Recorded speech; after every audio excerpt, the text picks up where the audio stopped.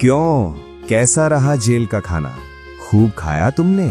गांव में पकवान और अब 6 महीने तक जेल का खाना खाया। चलो, तुम दोनों का सफर यहीं तक का था। जेलर साहब, मेरा सफर कब तक और चलेगा? तुम तो यहीं रहो और अपना ज्ञान फैलाओ। सुनो, तुम दोनों अब ईमानदारी से काम करना। अगर तुमने फिर से वही काम किया तो इस बार बहुत लंबे जाओगे। अब जेल का मुंह नहीं देखना, तो अब से खूब मेहनत करना और ईमानदारी वाला काम करना, जिससे तुम्हारी कोई कल से शिकायत लेकर जेल ना आए। अरे जेलर साहब, अब चाहे भूखों मर लें, लेकिन अब कभी जेल का मुंह नहीं देखेंगे। चलो, अच्छा है, ऐसा है तो बहुत अच्छा है। अब आप जा सकते हो। दोनों जेल से बाहर निकल जाते हैं और चलते चलते जेल से बहुत दूर पहुंच जाते हैं। भूरा, अब क्या करेंगे? अब तो हम आसपास के गांवों में जा नहीं सकते हैं, क्योंकि आसपास के गांवों में हम दोनों को सब जानते हैं। हाँ कल्लू, हमने काम ही ऐसा किया, अब कोई हमारी बातों पर विश्वास भी नहीं करेगा कि हम सुधर गए। हाँ भूरा भाई, लेकिन इस पेट के लिए तो कुछ करना पड़ेगा। चलता रहे भाई, कहीं तो पहुंचेंगे।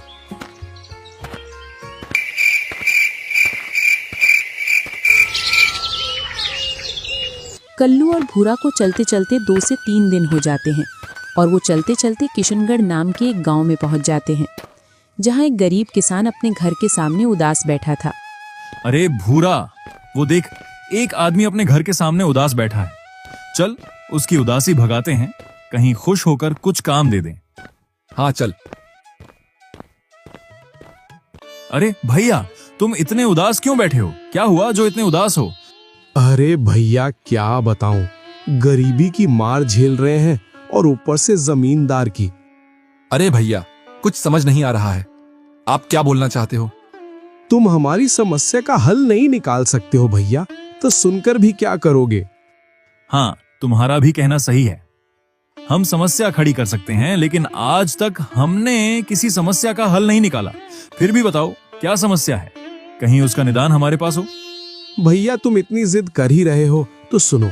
हमारे गांव में एक जमींदार है जो किसानों को जमीन ठेके पर देता है, लेकिन जमीन की उपज का आधा हिस्सा किसान को जाना चाहिए और आधा हिस्सा जमींदार को। परंतु यहाँ ऐसा नहीं होता है। जमींदार सारा अनाज अपने पास रख लेता है और खराब अनाज और घास फूस किसानों को दे देता है, जिससे किसान के हिस्से में कुछ भी अनाज नहीं आता है और किसान को अपनी मेहनत का कुछ भी नहीं मिल पाता है। यही मेरे साथ किया उस जमींदार ने। अरे भैया, ये बहुत बुरा कर रहा है। वो तो कल्लू, इसका तो इलाज करना पड़ेगा। क्यों नहीं, तुम दिक्कत ना लो भैया, कुछ दिनों में जमींदार अपने घुटनों पर आ जाएगा। बस आप तो देखते जाओ, हम उसको कैसा सबक सिखाते हैं। बस आप तो जमींदार से मिलवा दो। तीनों जमींदार से मिलने के लिए चल देते हैं।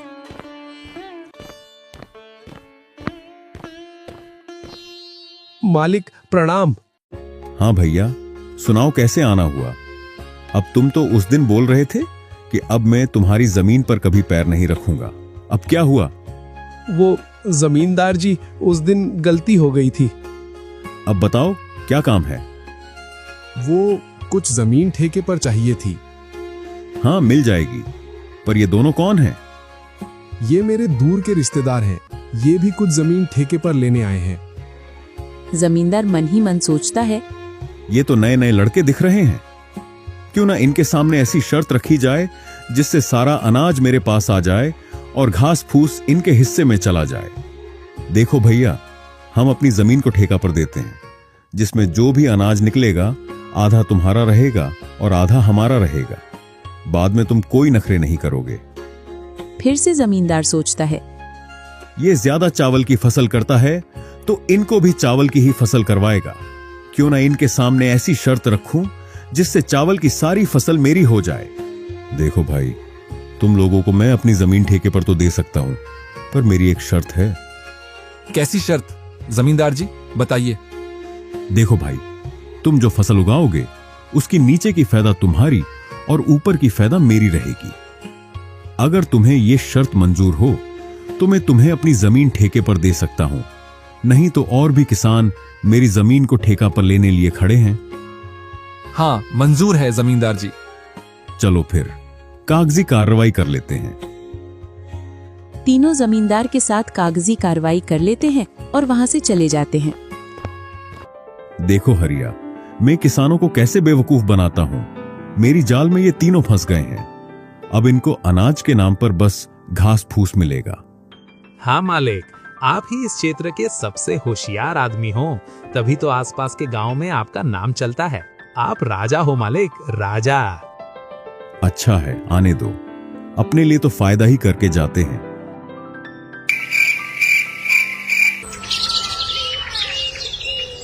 दूसरी सुबह तीनों खेतों पर पहुंच जाते हैं।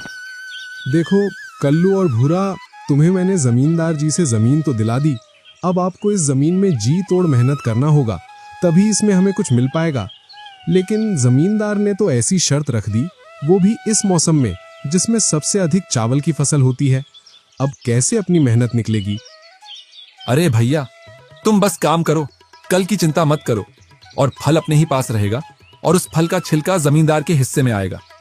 जमींदार भी सोचेगा, मैंने कहा पंगा ले लिया। हम छोटे मोटे खिलाड़ी नहीं, हम खतरों के खिलाड़ी हैं। देख भाई, अब खतरों वाली बात मत कर, सीधी सिंपल बात कर।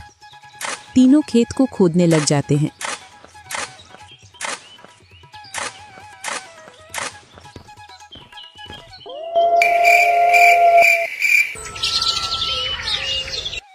कुछ दिनों में तीनों खेत को तैयार कर लेते हैं और उसमें मूंगफली की फसल उगाते हैं।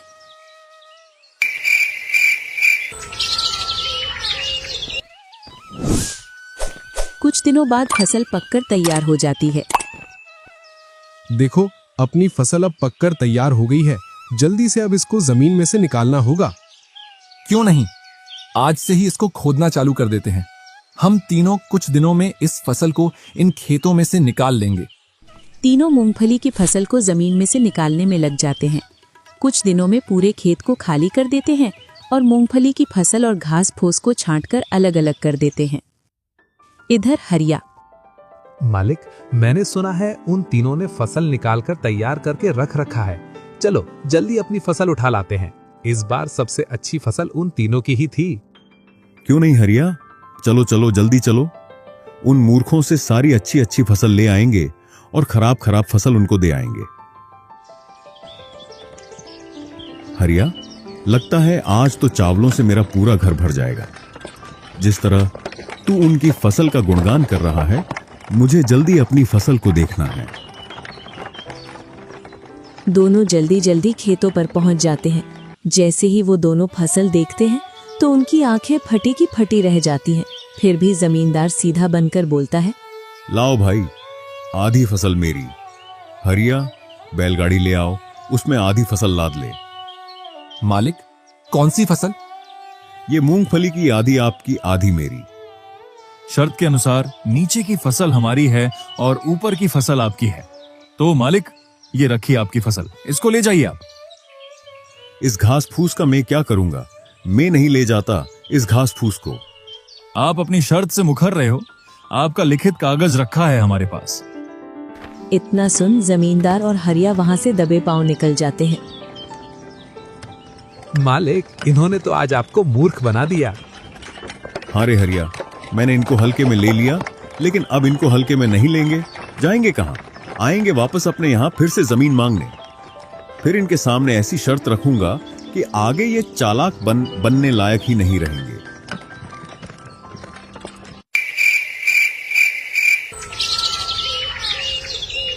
कुछ दिनों बाद कल्लू, भूरा और किसान जमींदार जी के पास जाते हैं। कहो भाई, अब कैसे आना हुआ?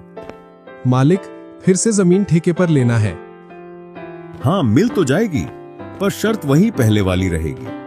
लेकिन इस बार उस शर्त में थोड़ा बदलाव है। तीनों जमींदार से बोलते हैं, हाँ मंजूर है मालिक। फिर से जमींदार अपने मन के घोड़े दौड़ाता है। लगता है ये दोनों ऐसी जगह से आए हैं जहां सबसे ज्यादा मूंगफली की फसल होती है। इसके अलावा और किसी चीज की नहीं होती है।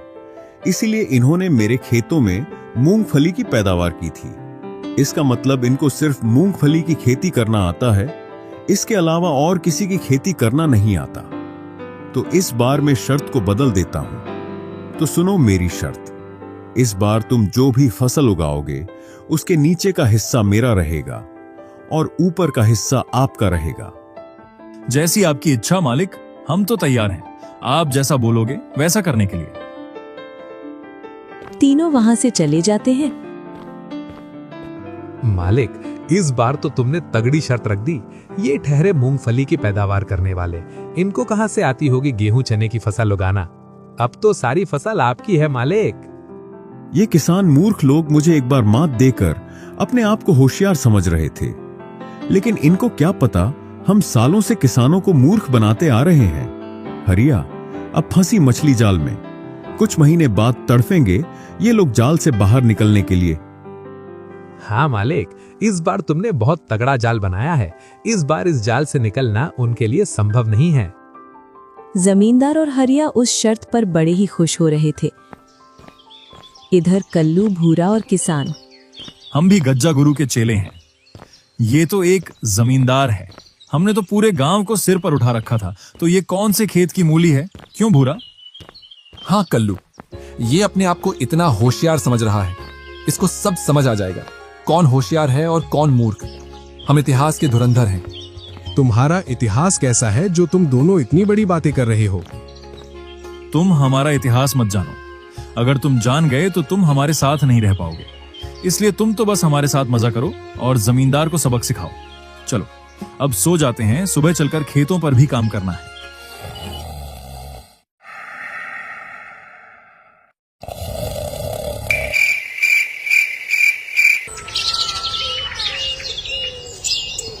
दूसरी सुबह तीनों खेतों पर पहुंच जाते हैं और खेत की साफ सफाई में लग जाते हैं।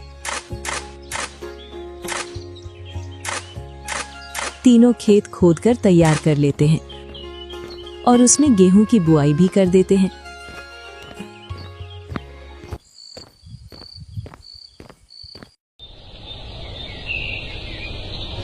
उनकी फसल सबसे अच्छी फसल दिख रही थी। गेहूं की फसल तो अच्छी जमी है इस बार। आने दो उस बेईमान जमींदार को, गेहूं की फसल देखकर उसके पैरों तले जमीन खिसक जाएगी। हाँ भूरा भैया, तभी तो उसको बेईमानी का सबक मिलेगा। चलो कुछ दिन और मेहनत करते हैं। हाँ भाइयों, थोड़े दिनों में फसल पककर तैयार हो जाएगी।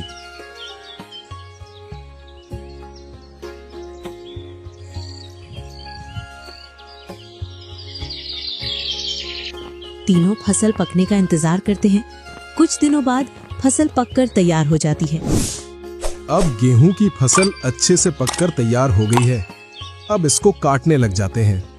तीनों फसल को काटने लग जाते हैं। कुछ दिनों में फसल को निकालकर खेत की खलिहान में रख लेते हैं। अब तो चारों ओर की फसल पककर तैयार हो गई है और लगभग सभी लोगों ने फसल को साफ करके भी रख लिया है। चलो मालिक, उन तीनों ने भी शर्त के अनुसार मूंगफली की फसल तैयार करके रख ली होगी। आज तो लगता है आपके घर का भंडार भर जाएगा। हाँ हरिया, तुम्हारे मुंह में घी शक्कर। चलो आज लपेटे में आएंगे तीनों होशियार। हरिया और जमींदार खेतों की ओर चल देते हैं।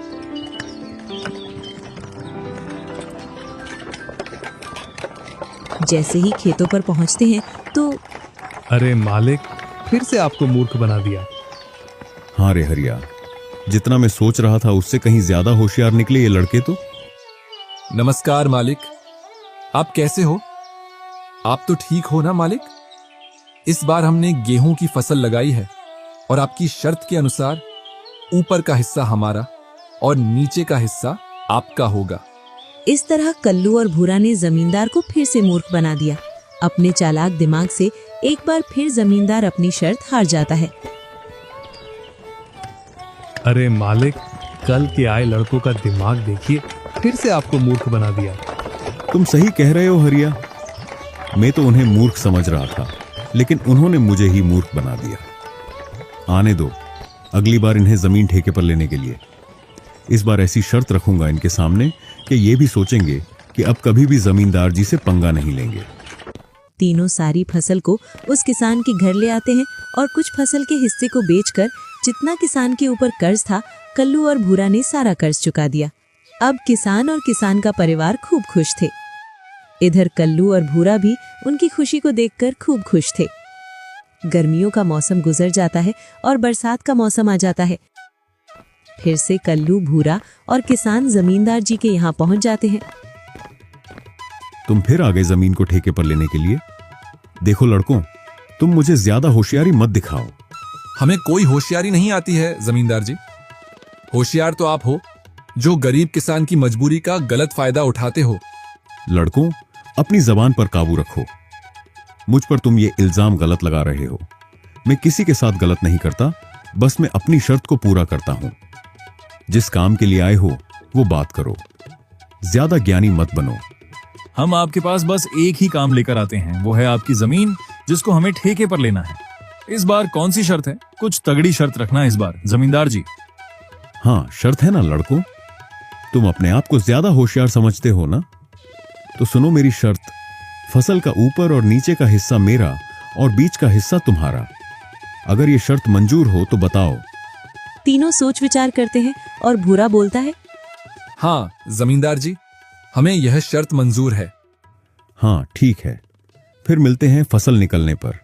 तीनों वहां से चले जाते हैं।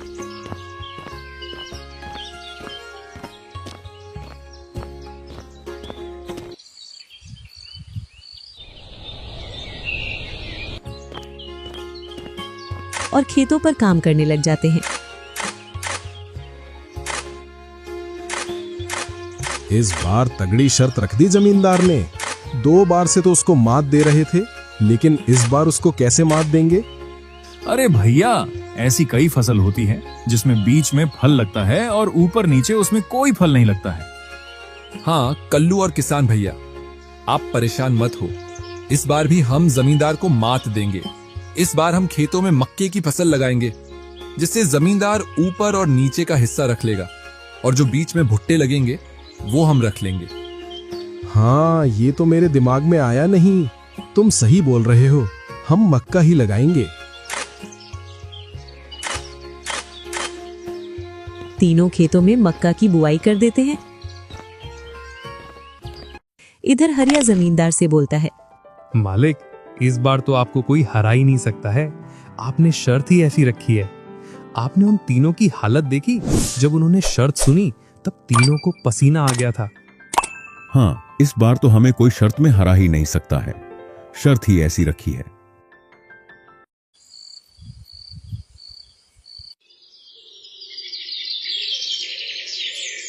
कुछ दिनों बाद फसल पककर तैयार हो जाती है। मालिक, चाहे उन लोगों ने आपको 2 बार बेवकूफ बनाया हो, लेकिन इस बार नहीं बना सकते हैं। ऐसी कोई फसल नहीं जिसमें बीच में फल लगता हो। हाँ हरिया, इस बार तो उन्हें घास फूस ही मिलेगा। 2 बार से ये हमें घास फूस दे रहे थे। दोनों खेतों के पास पहुंच जाते हैं। जैसे ही खेतों में मक्का की फसल देखते हैं तो मालिक, नए लड़के तो आपके बाप निकले। देखिए इन्होंने इस बार कौन सी फसल लगाई है। इस बार इन्होंने मक्का की फसल लगाई है जिसमें ऊपर और नीचे कुछ भी नहीं है। इस बार भी इन लड़कों ने मेरे हिस्से में घास फूस रखा है। मान गया इन लड़कों के दिमाग को। तीनों भी जमींदार के पास आ जाते हैं। अरे जमींदार जी आ गए आप। और हरिया, आप दोनों की तबीयत तो सही है ना? कुछ हो तो नहीं रहा है? तुमने इस बार भी मुझे मूर्ख बना दिया। नहीं जमींदार जी, हमने आपको कब मूर्ख बनाया है? हम तो आपकी शर्त के अनुसार ही काम कर रहे हैं। इस बार हमने मक्के की फसल लगाई है और शर्त के अनुसार फसल का ऊपर और नीचे का हिस्सा आपका होगा और फसल के बीच का हिस्सा हमारा होगा।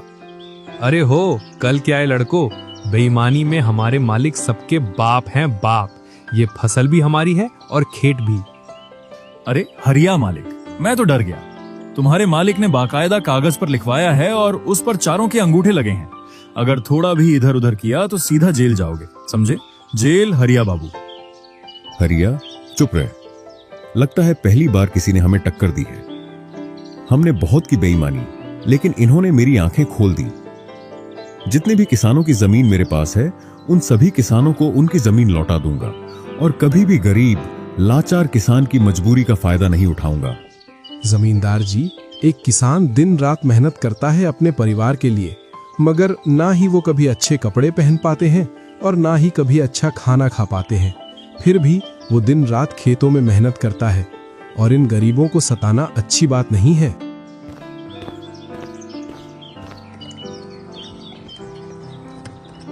तभी से जमींदार सुधर जाता है। अब कभी भी किसी भी किसान के साथ धोखा नहीं करता है और सभी किसानों को उनकी जमीन लौटा देता है। अब सारा गांव खूब खुशी खुशी जीवन यापन करने लगा।